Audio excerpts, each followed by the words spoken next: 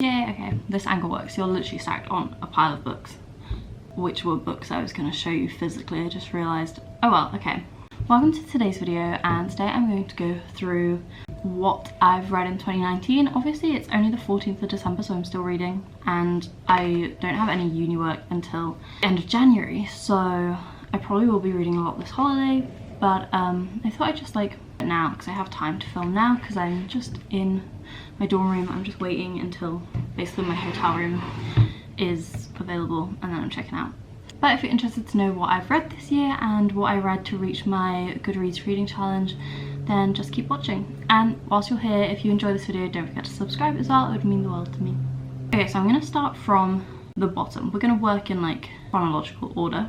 So at the beginning of the year, I set myself the task of reading 30 books, which I know compared to a lot of people isn't like a lot. Like I know a lot of people like set themselves a lot more, but I'm quite a slow reader, so I set myself 30 because I felt like it was manageable, and it has been manageable.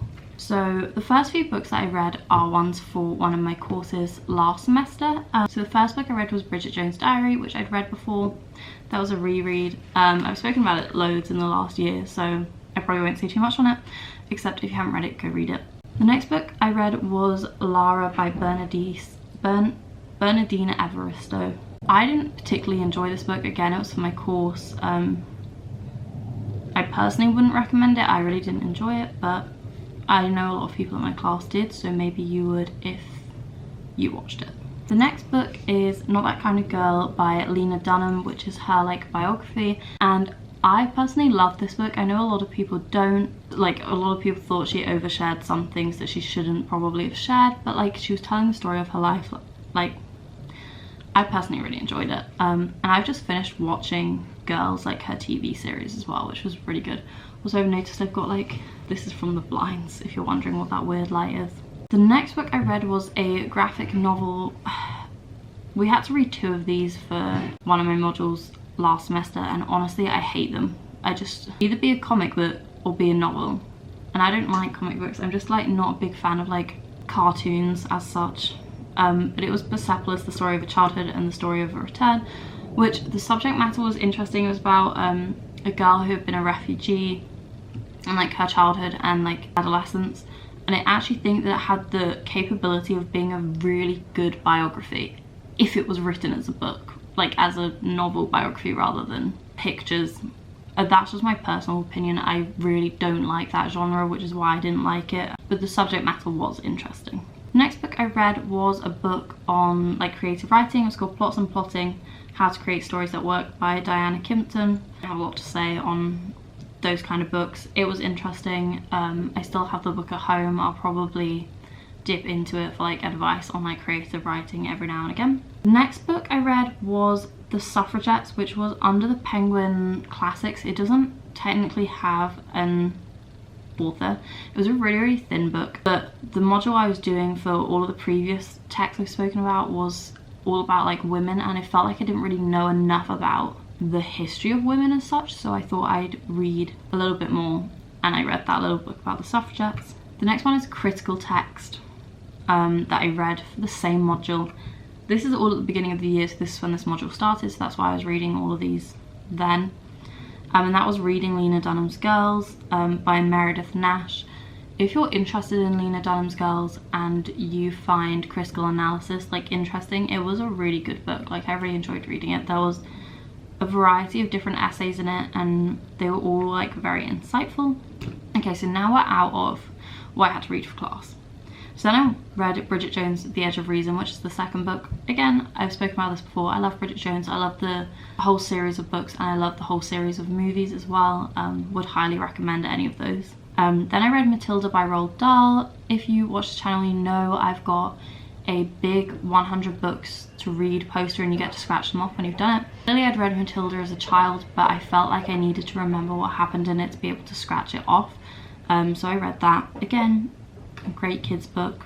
Really, I don't have much to say on Matilda. It is a good book. Then I read P.S. I Still Love You, which is the second book in the To All the Boys I've Loved Before series. I really like those books. I haven't read past the second one. I believe there is a third one, which I'll probably read this next year. If you're into YA romance, then definitely check those out. The Netflix film is great. The books are also just as great. I mean, the books clearly came before the Netflix film. Then I read The Great Gatsby by F. Scott Fitzgerald. Probably one I should have read before, having been an English major. But we're getting round to the classics in time, you know.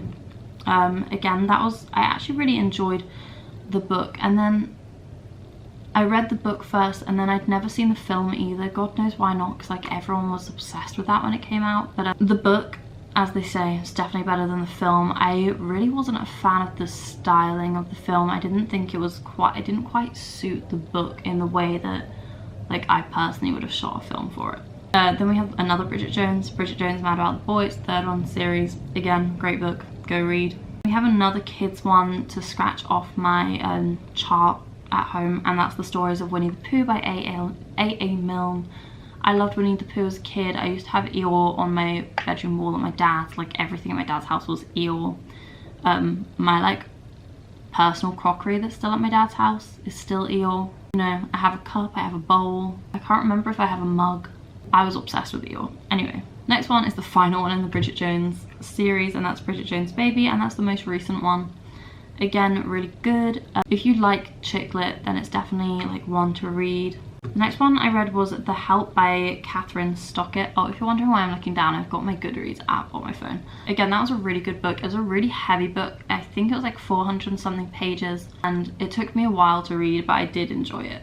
But it was definitely like a difficult one to read. But it was very insightful about, not slavery, but like black-white relations in the time it was set, and like the segregation between the two races. That was interesting. Next one I read was The Wind in the Willows by Kenneth Grahame. That again I read for my big chart to scratch off. Honestly, I can't really remember that much about it other than it was animals. But it's another classic, so like something you should read. The next one I read was American Psycho by Bret Easton Ellis. I wanted to read this for a while, and it's also on my 100 books thing. You can see a theme here. I like to know, like I like things to tell me what books to read. I really enjoyed it. I started watching the film, and the film didn't quite add up with how I'd pictured it in the book, but the book was really good. I enjoyed it. If you do want to go and read it, beware that some of it is quite graphic. The first half is kind of really standard, and then it gets really graphic in terms of the main character is, without giving too much away, into like violence and stuff. So if you're like susceptible to that, don't read it. Next one I read was Lolita by Vladimir Nabokov. I wanted to read this for ages as well. When I did A-levels, we got to choose our questions. There was like a list of questions, and each of the different questions had like 3 different texts. So some people in my class read Lolita based on what question they picked. I personally picked a different question, so I didn't read it. I wanted to read it for a while, and it's on one of my modules next semester, so I read it during the summer ready for next semester. I enjoyed that as well. I feel like it wasn't what I was expecting, but I definitely enjoyed it. Next is that same module next semester, which is Twilight by Stephanie Meyer. I tried to read Twilight years ago, maybe when I was like 13 or 14, and I did not get on with it. I don't know what it was. I just, yeah, I really didn't get on with it. So I never finished it then, but I finished it now, clearly, because it's on my Goodreads. I have to say, I'm still not a fan. I do have all of the rest of the series at home, because my mum read them all, so I probably will finish reading it as a series, just because I've watched all the films, so I feel like I should read all the books. But it's not something I'd ever reread. I felt like there was foreshadowing in it, and normally foreshadowing, you don't notice it until you then like read further, and then you're like, oh, that could have told me that this was going to happen. But it's literally, the foreshadowing in it is so obvious, and some of the like sentences in it is just so like direct and like, yeah, obvious again. Like there was something about the writing style that I really didn't get on with. Next I read Giovanni's Room by James Baldwin. This again is for a module next semester. I really enjoyed that book, and I think I'm going to go and find more stuff by him to read. Yeah, if you have any suggestions of books from him to read, then please do let me know. Oh my god, my camera battery is flashing. Let's, fingers crossed it stays going. Next thing I read was a short story called Fever Dream by Samantha Schweblin. That again, it was really weird, but it was interesting. Then I read Oleana by David Marnett, which was again for a module next semester.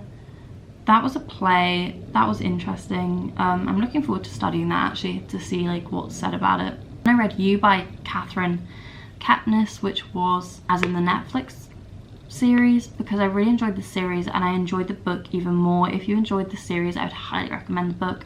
I'm definitely going to get the second book so I can read the second book before the second series comes out. Then I read Satrapi in Paris by Jack Kerouac. I'm not gonna lie, I got a bit confused with this and I thought that this was also by James Baldwin. I got their names confused, I don't know how. I wasn't the biggest fan of this book. It just seemed to drag a bit for me, even though it was kind of a short book. Okay, then we're on to The Girl in the Picture by Alexandra Manir. Sorry, I'm like speeding up because my camera battery is flashing.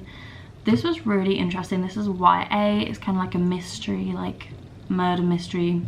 Super interesting. I really enjoyed that. If you're into YA murder mysteries, then would highly recommend. And I read Nutshell by Ian McEwan. I absolutely loved reading Atonement by Ian McEwan during A-levels. This book was no exception. It is a really weird concept. It's like told through a fetus inside a mother. Would highly recommend if you're into like high concept novels. Like I found it really interesting and it was kind of easy to read. Then I read Go Ask Alice by Beatrice Sparks, which apparently when it first came out everyone thought it was like someone's actual diary. It's about a drug addict. But yeah, apparently it wasn't actually written by a teenager, but it's super interesting. I enjoyed it and it's very like informative about drug addiction. And this was for my ethics class. I read An Introduction to Ethics by John Day. If you're into philosophy and ethics and basically want a brief overview of all of ethics and ethical theories, then I'd highly recommend that. Then I read Tell Me Three Things by Julie Buxbaum, which is basically another YA, and this girl's just moved schools and she's getting emails from an anonymous person. She's trying to figure out which boy it is at school. And then I read Freakonomics, which was recommended by my boyfriend, and it's also on my 100 books list, which is kind of why I wanted to like scratch it off. I'm really not into maths or anything, so I wasn't really expecting to like it, but it's actually really interesting. It's about how like the whole series of abortions led to crime rates dropping and like other like high concept things like that. So if you're into like society and why things are the way they are, then I definitely recommend it. And then the final book I read is The Way I Used to Be by Amber Smith, which is another YA which deals with the topic of rape, and it basically goes through this girl's life during high school from freshman year through to senior year. So all in all, I've read 31 books, and my video cut out when I was filming. Anyway, my battery is charged now and it's a couple of hours later. But what I was gonna say is that I've set myself 30 books to read and I managed to read 31, and I'm currently reading my 32nd. I think I'll like manage to read more than, like I think I'll probably read like 2 or 3 more before the end of December. But if you enjoyed this video and liked hearing what books I've read this year, then please don't forget to subscribe and like this video and leave a comment down below telling me what your favourite book you've read this year is, and I will see you in my next video.